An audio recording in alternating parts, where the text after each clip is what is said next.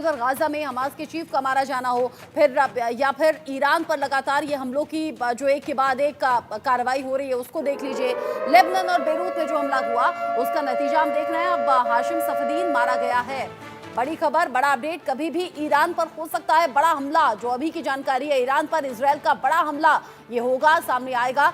Iran के जवाबी हमले से निपटने की तैयारी भी अब यहाँ पर हो रही है। कभी भी ईरान पर बड़ा हमला करने की तैयारी है। यानी ईरान लगातार जो इजरायल को धमका रहा है, अब ईरान का अगला नंबर है। चपेट में अब ईरान आ सकता है। साथ ही साथ ईरान जो जवाबी कार्रवाई इजरायल की तरफ करेगा, उससे भी निपटने की तैयारी पहले से कर ली गई है। युद्ध के हालातों के शुरू होने से पहले ही बेंजामिन नेतन्याहू की तरफ से निर्देश दे दिए गए थे इजरायल में कि जो भी मेडिकल कंडीशन से जुड़ी हुई इमरजेंसी होगी, खाने पीने की समस्या होगी, बंकर के इंतजाम होंगे और रसद होगा, मेडिकल इमरजेंसी के हालात, एम्बुलेंस, दवाइयाँ, ये सब कुछ पहले से जुटा लिया जाए, जो कि इजरायल में हुआ भी। अब इस बीच ईरान पर कभी भी हमला हो सकता है, जो जानकारी मिल रही है। नेतन्याहू ने बाकायदा मीटिंग इसको लेकर की है। नेतन्याहू की सुरक्षा कैबिनेट को इसकी जानकारी दी गई है। ईरान पर हमले की पूरी तैयारी हो चुकी है, यानी कि ईरान पर अब कभी भी बड़ी तबाही टूट सकती है। किसी भी वक्त ईरान पर अटैक हो सकता है। और ऐसा नहीं है कि सिर्फ हमले की तैयारी है। अगर ईरान वहां से पलटवार करता है इजरायल पर, तो कैसे इजरायल उससे निपटेगा, इसको लेकर भी तैयारियां की गई हैं। यानी कि इजरायल किसी भी तरीके से कदम पीछे नहीं खींच रहा, चाहे वो गाजा में एक के बाद एक हो रहे हमले हों या फिर लेबनान में हो रहे हमले हों, उधर यमन में भी हूती विरोधियों पर जिस तरीके से हमला हुआ, अटैक हुआ। और अब ईरान अगला नंबर है जहां पर बड़ा हमला इजरायल की तरफ से हो सकता है। खबर यह है कि इजरायल की सभी तैयारियां पूरी हो गई हैं। हमले को लेकर आईडीएफ ने किया है नया प्लान भी तैयार। हमला कब कैसे होगा, ये सब कुछ नेतन्याहू ने हरी झंडी जैसे ही दिखाई, वैसे ही अटैक शुरू हो जाएगा। अब ईरान अगला नंबर है। इजरायल के मंत्रियों को भी इसकी जानकारी है नहीं, यानी कि गोपनीय तरीके से ये सीक्रेट मीटिंग रखी गई है। मीटिंग में नेतन्याहू ने इंस्ट्रक्शंस दिए हैं। इंस्ट्रक्शंस के जरिए जैसे ही हरी झंडी मिलती है, तो अगला हमला ईरान पर होगा। अब ईरान में कहां कहां हमले की तैयारी है, क्योंकि हमले के लिए वो पॉइंट्स बनाए गए हैं जहां हमला हो और चोट बड़ी पहुंचे। ऐसे में ईरान के लिए ये हमले वाली जगह कौन सी है? ईरानी सेना है, हथियार डिपो है, ईरानी एयरबेस है और आईआरजीसी के ठिकाने हैं। ये वो अलग अलग पॉइंट्स हैं जहां पर इजरायल हमला करेगा और हमले में बड़ी तबाही ईरान में देखी जाएगी। ईरानी सेना पर सीधे हमला होगा, हथियार डिपो यानी कि हथियार जहां पर रखे होंगे उन पर हमला होगा। ईरानी एयरबेस को निशाना बनाना है ताकि यहीं से पूरी तरह से व्यवस्था ठप हो सके। आईआरजीसी के ठिकाने, इन 4 ऐसे ठिकानों पर इजरायल की नजर है और बेंजामिन नेतन्याहू की जानकारी में रखते हुए इस हमले की पूरी तैयारी की गई है, पूरी प्लानिंग की गई है। यानी कि चोट ऐसी जगह पहुंचाना जहां से चोट में दर्द भी ज्यादा हो, नुकसान भी बड़ा हो। और इस पूरी तैयारी के साथ बेंजामिन नेतन्याहू ने मीटिंग्स की हैं। कई ऐसे मंत्री हैं जिन्हें इन हमलों की जानकारी तक है नहीं, यानी कि बहुत गुपचुप तरीके से और बहुत ही सोच समझकर स्ट्रेटेजी के साथ ये प्लानिंग की गई है, तैयारी की गई है युद्ध की। इस पर बात हम करेंगे। ग्रुप कैप्टन रिटायर्ड यूके देव नासर मेरे साथ में जुड़ गए हैं डिफेंस एक्सपर्ट के तौर पर। Brigadier retired Sharadendu defence expert के तौर पर मेरे साथ में जुड़े हुए हैं। आप दोनों का बहुत स्वागत। सबसे पहले यूके देवनाथ सर, आपका रुख कर रही हूँ। जो हालात अभी बने हुए हैं, इधर गाजा में तबाही नहीं रुकी, उधर लेबनान में जो हुआ वो सबने देखा, यमन भी इसके लपेटे में आ गया और अब ईरान पर है अगला नंबर। यानी कि बेंजामिन नेतन्याहू ना तो पीछे हटेंगे, ना अपनी सेना को पीछे हटने देंगे। अब अगली तबाही का नंबर ईरान का है। पूरी दुनिया सांस रोक के उस पल, उस क्षण का इंतजार कर रही है जब हमें ये खबर मिलेगी कि इजराइल की एयरफोर्स ने बहुत बड़ा हमला कर दिया है ईरान के ऊपर। इसको इजराइल ने क्यों रोका हुआ है? हमें याद रखना पड़ेगा कि ईरान ने जो हमला किया था, बहुत बड़ा हमला किया था। 185 से ज्यादा जमीन से जमीन पर फायर करने वाले रॉकेट जो फायर किए थे इजराइल के ऊपर, वो तो 1 अक्टूबर को हुआ था। और अब वहां 23 दिन हो चुके हैं। इजराइल आखिर क्यों नहीं हमला कर रहा ईरान के ऊपर? इसकी एक बहुत बड़ी वजह है अमेरिका का रुख। इजराइल ने अमेरिका को बार बार यह हिंट दिया है कि अमेरिका जो है अब इजराइल के हाथ को ना बांधे। इजराइल चाहता है कि वो ईरान के ऊपर हमला करे, लेकिन अमेरिका ने इजराइल के हाथों को बांधा हुआ है। कैसे, ये समझना पड़ेगा। कारण ये समझना पड़ेगा। कारण ये है क्योंकि अमेरिका में 5 नवंबर को प्रेसिडेंशियल इलेक्शन है और जो बाइडेन नहीं चाहते कि कमला हैरिस के इलेक्शन के जो प्रोस्पेक्ट्स हैं उसको कोई नुकसान पहुंचे। देखिए, ये समझना पड़ेगा कि अमेरिका में जो वोटर्स हैं, खासतौर से डेमोक्रेट वोटर्स हैं, वो सब आंख बंद करके इज़राइल को सपोर्ट नहीं करते। रिपब्लिकन्स में ज्यादातर वोटर्स जो हैं वो आंख बंद करके इजराइल को सपोर्ट करते हैं। लेकिन डेमोक्रेट साइड में क्योंकि वोटर्स में विविधता ज्यादा है, इसलिए डेमोक्रेट्स में काफी सारे वोटर्स ऐसे हैं जो कि शायद चाहते हैं कि इजराइल थोड़ा सा रुक के चढ़े, थोड़ा सा इजराइल आस्ते आस्ते आगे बढ़े। तो अमेरिका ने इजराइल के हाथ बांध दिए हैं। कैसे, मैं बताता हूं। अमेरिका ने बैकग्राउंड से बता दिया है इजराइल को कि अगर इजराइल ने गलती से अभी 5 नवंबर के पहले ईरान पर हमला किया तो अमेरिका को बाध्य होकर इजराइल को जो वो हथियार, बम, गोले, बारूद, रॉकेट, मिसाइल सप्लाई करता है, उसमें कटौती करनी पड़ेगी। इससे इजराइल थोड़ा सा सहम गया है, सकपका गया है। जिस तरीके से आपने बताया कि ईरान इजराइल के बीच में टकराव बढ़ता हुआ, ऐसे में बेंजामिन नेतन्याहू मजबूती से इस युद्ध में अड़े हुए हैं, डटे हुए हैं। आईडीएफ को लगातार इंस्ट्रक्शंस मिल रहे हैं। ये साफ कर दिया गया कि देखिए, हिसाब तो चुकता हो गया 7 अक्टूबर का, लेकिन साथ ही साथ ये युद्ध जारी जब तक रहेगा, जब तक कि सभी बंधकों को छुड़ा ना ले और हमास हथियार डाल ना दे। फिर उसका असर इधर लेबनान में देखने को मिला और ईरान जिससे सीधी टक्कर अभी चल रही है। ये हालात किसी से छिपे नहीं है। शरदेंदु जी, आपको क्या लग रहा है, अगर ये टकराव की स्थिति यूं ही चलती रही, ऐसा नहीं है कि नुकसान सिर्फ एक तरफा होगा, ये चौतरफा होगा, दो तरफा भी नहीं, चौतरफा, क्योंकि अलग अलग जगह आईडीएफ ने अटैक्स किए हैं, उनका असर हो रहा है और पलटवार की पूरी पूरी संभावना है। देखिए, जैसा पिछले कुछ दिनों से और ईरान ने जब 180 बैलिस्टिक मिसाइल फायर की थी 1 अक्टूबर को, हिजबुल्लाह ने भी कई बार देखिए उनके शहरों को नुकसान पहुंचाया और लेटेस्ट देखिए नेतन्याहू के रेजिडेंस को भी टारगेट कर दिया था। तो कैपेबिलिटी एग्जिस्ट करती है। नुकसान जैसा आपने बोला, इसके लिए इजराइल को भी तैयार रहना चाहिए और बहुत बड़ी तैयारी की गई है। लेकिन इजराइल इस तरीके के अटैक से विचलित नहीं होता है। वो एक सेट पैटर्न पे काम कर रहा है। नेतन्याहू साहब ने अपना 7 फ्रंट वॉर की बात कही है। 7 तरह से उनको दिशाओं में उनको थ्रेट है और उससे वो जूझ रहे हैं। तो एक बड़े मुश्किल दौर का ये पूरा सीन है पूरे मिडिल ईस्ट में।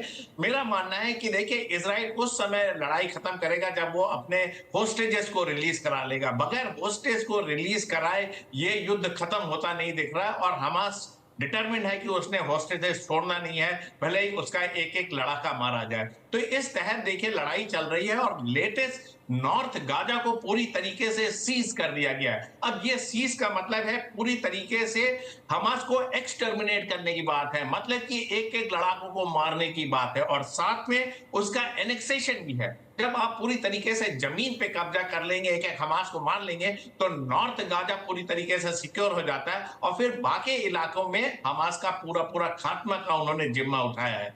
उनका मानना है कि इस तरीके के ग्राउंड ऑपरेशन से शायद वो अपने हॉस्टेजेस को रिलीज करा लेंगे।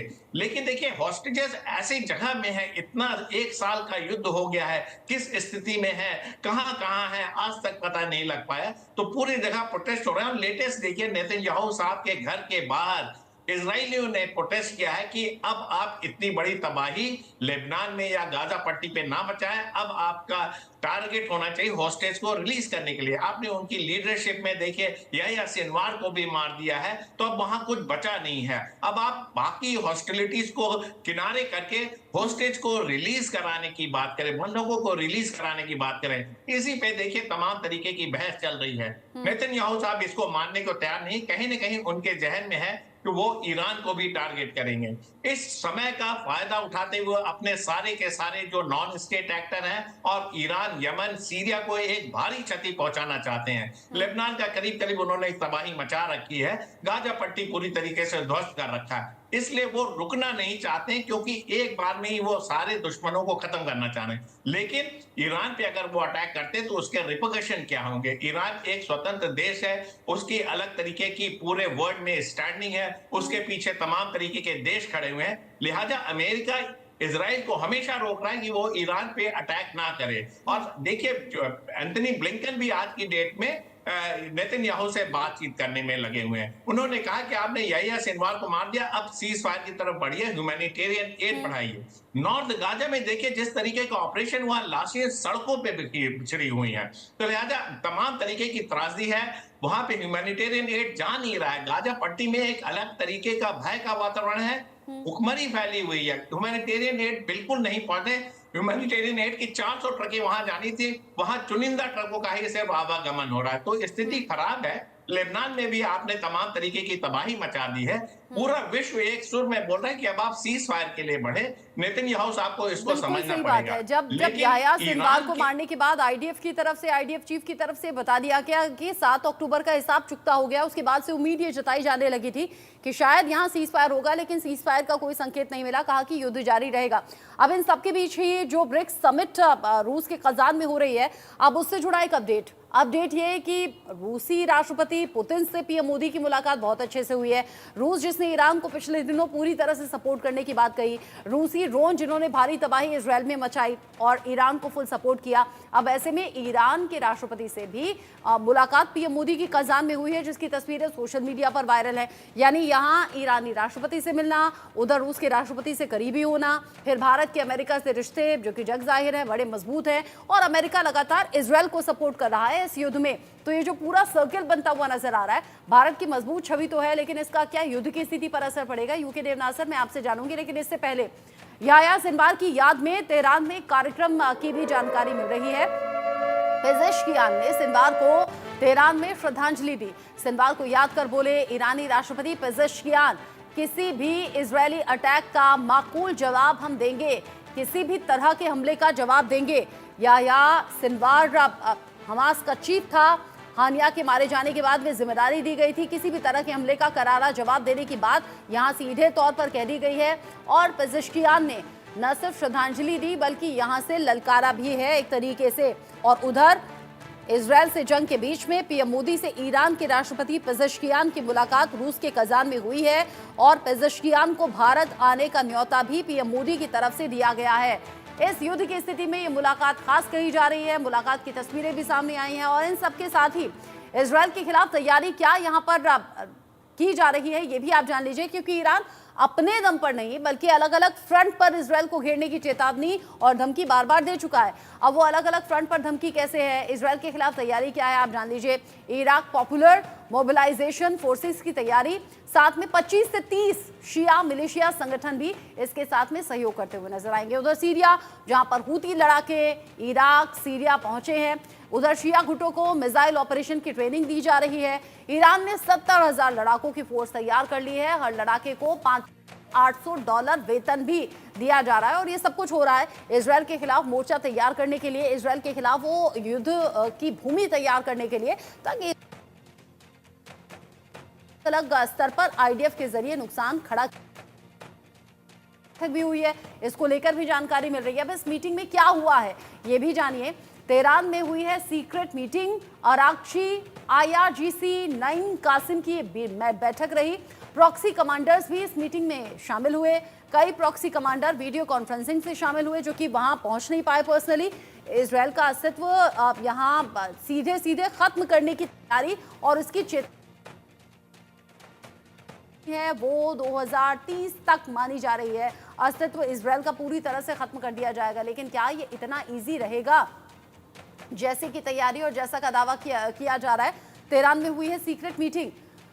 यूके देवनासर, इस सीक्रेट मीटिंग को लेकर आपकी सोच क्या है, आपका अनुमान क्या है? साथ ही साथ रूस के कजान में जो ब्रिक्स समिट में अलग अलग देशों के प्रमुख मिल रहे हैं, वहां ईरान के राष्ट्रपति पेजेश्कियान से पीएम मोदी की भी मुलाकात हुई है। इस मुलाकात के मायने क्या हैं?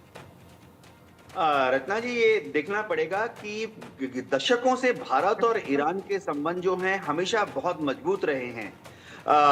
ईरान भारत को हमेशा से अपना हितैषी समझता रहा है। उसी तरह से भारत ने भी ईरान को एक स्टेपिंग स्टोन समझा है पश्चिम एशिया की राजधानी में।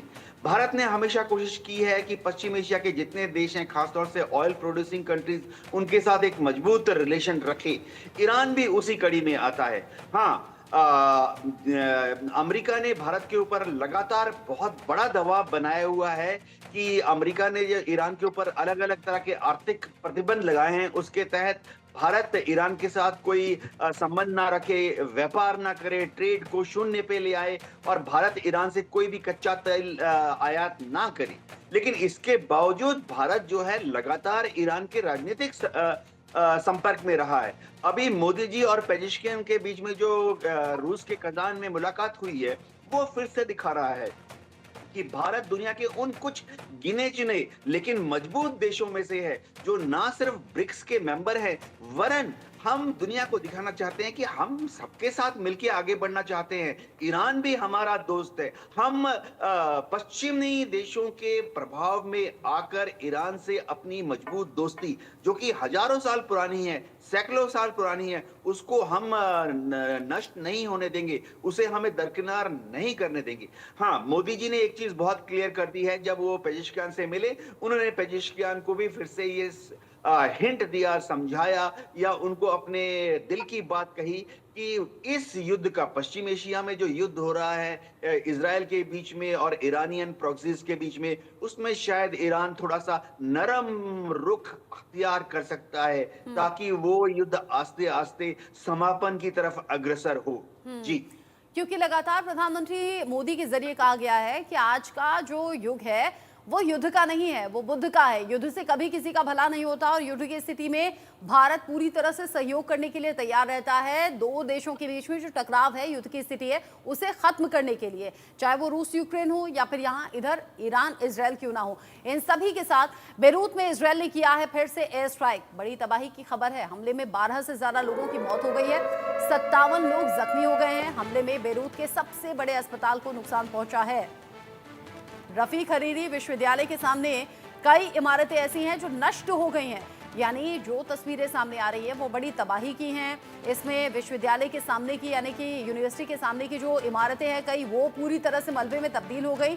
सबसे बड़ी बात, यहाँ अस्पताल को भी निशाना बनाया गया और यहाँ अच्छा खासा नुकसान हुआ है और ये नुकसान बड़ा है। ऐसे में ये जो हमला हुआ है, इसे कैसे देखा जाए, क्या इसके मायने हैं, क्या इसके मतलब हैं, ये भी हम जानेंगे, समझेंगे। जिस तरीके से अभी के हालात बने हुए हैं, क्योंकि इन हमलों के बीच में चेतावनियों का दौर कहीं से रुका नहीं, कहीं से थमा नहीं और इन चेतावनियों के बीच में सोचना बहुत ज़्यादा होगा। शरदेंदु जी, जो हालात अभी के बने हुए हैं, देखिए समिट में पहुंचना, पीएम मोदी का जाना या फिर अलग अलग देशों के प्रमुखों से मुलाकात, बातचीत में ये बताना कि युद्ध को रोका जाए, सीज फायर पर बात बननी चाहिए, लेकिन यहाँ इजराइल की तरफ से लगातार हो रहे हैं हमले और हमले की प्लानिंग भी।